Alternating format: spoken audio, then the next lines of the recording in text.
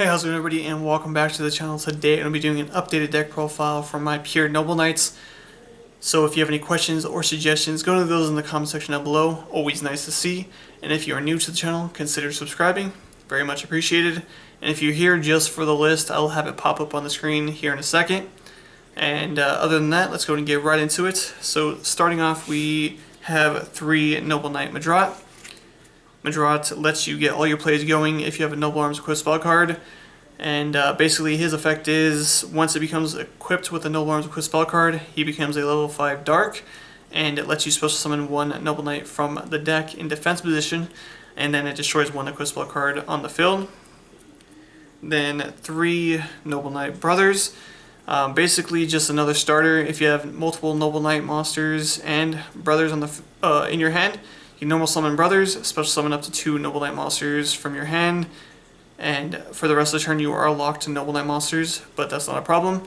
And then you can return 3 Noble Knight or Noble Arms cards from your graveyard and draw 1 card, and that is not a hard once per turn, so very nice to get some extra draw power.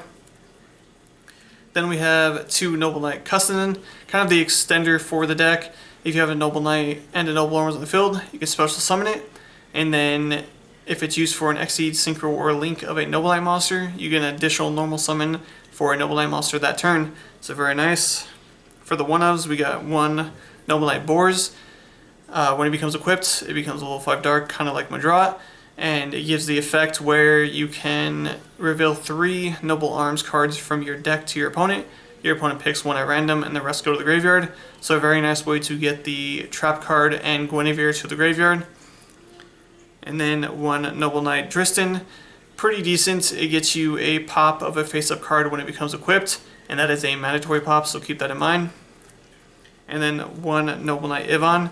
Spawns a token when it becomes equipped, and then you are locked to Noble Knight monsters for the rest of the turn when you use that effect. And then it has a secondary effect where if it's on the field and it has a equipped spell card on it, it gives all your other Noble Knight monsters an additional 500 attack. So pretty nice to push for some extra damage, but for the most part, you're just going to be using it for the token spawn to go into Isolde. Then 1 Gwaine. This lets you special summon him from the hand if you control a normal light monster, so it works well with Majorat, Boars, and Yvonne's token, of course. Then for the support cards, we got 1 Guinevere, Queen of the Noble Arms. It's a equip spell card from your hand or graveyard, and it gives your monsters different effects depending on the attribute of that Noble Knight monster. So if it's a light, it has a Destiny effect where it can prevent it from being destroyed by card effect by sending Gwen to the graveyard instead. And then if it's a dark, it has a Catastrophe effect where you send Gwen to the graveyard and pop the monster that it's battling. So really nice. And of course 1 Merlin. Merlin is pretty decent. You can even consider bumping it up to 2.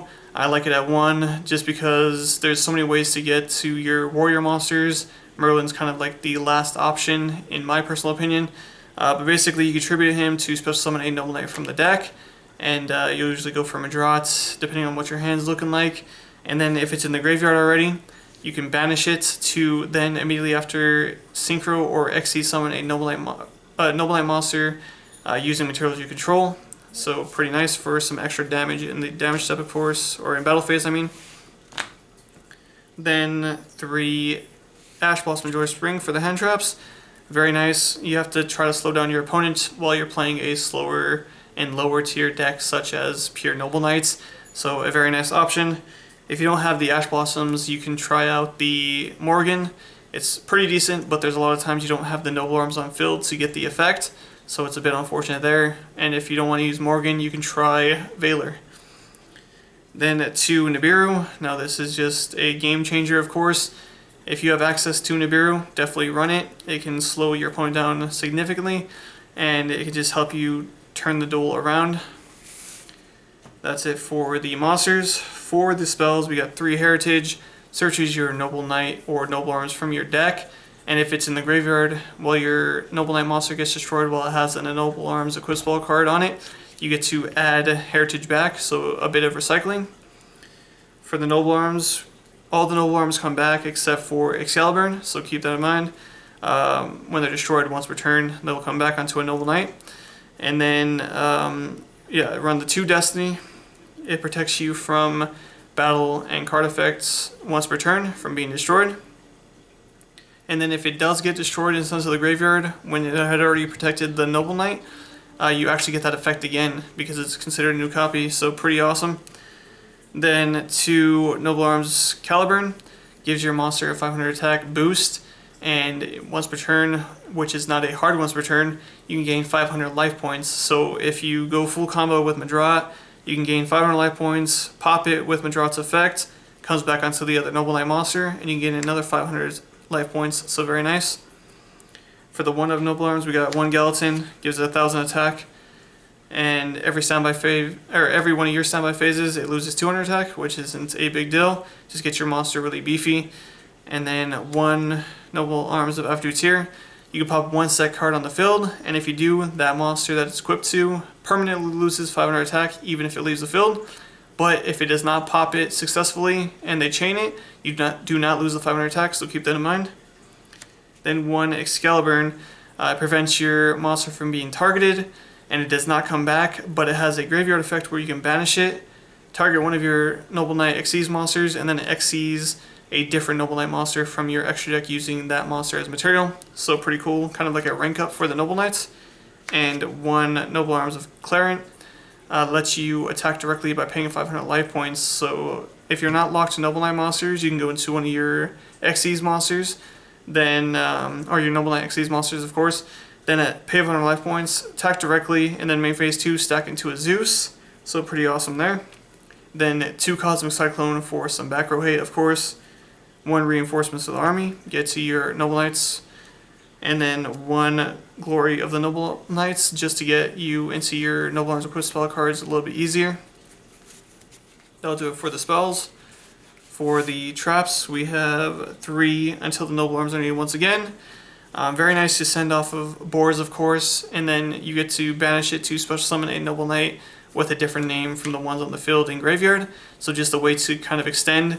A very nice option. And then when it is on the field and you activate it, you reveal cards up to the number of Noble Arms cards you control, add 1 to your hand, and then replace them in any order on top of the deck. So a very nice way to get some extra cards.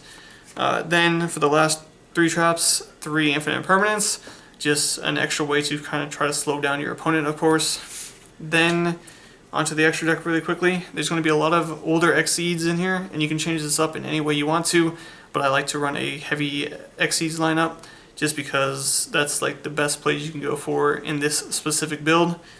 So we got 1 Cowboy for time, 2 Sacred Noble Knight of King Custanin. Very nice to return cards from your opponent's side of the field to their hand, but it does target, so that's a bit unfortunate.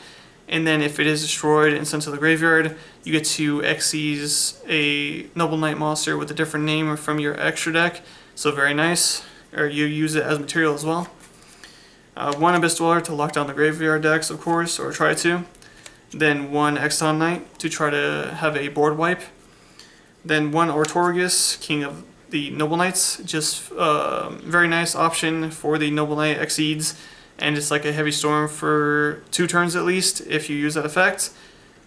Then 1 number 101, just to try to steal monsters. Of course, like I said, I am running a lot of older Xyz cards just because the older Noble Knight builds, in my personal opinion, or the way I like to build them, I like to use a lot of the older cards just because I feel like they're a little bit more useful in the older builds. Then 2 Sacred Noble Knight of King Artorigus. This is really nice because you can detach 1 material, pop 1 face-up monster your opponent controls, and then if it's destroyed instead of the graveyard, you get to special summon 1 Noble Knight from your graveyard. Very nice. Then 1 of the Divine Arsenal AA Zeus. Just, again, a lot of Xyz. You can just stack it and hopefully get at least 1 board wipe. Then for the links, 1 Isolde, of course, gets you your warrior when it's link summoned. And then you can send Noble Arms equipped spell cards to the graveyard to special summon a Noble Knight from the deck. Very nice. Then 1 Phoenix, just for back row hate. 1 Unicorn to try to get rid of a problematic monster, of course. And then 1 Boral Sword Dragon. just to push for damage, and one Borreload to still a monster and try to push for damage. But if you have access to Access Code Talker, definitely a better option. But these are kind of some alternatives you can try out. But yeah, that was the deck profile. Hopefully, if you are looking to build the older Noble Knights, this gave you somewhat of a guideline on some stuff you want to try out. And until next time, I'll see you guys later.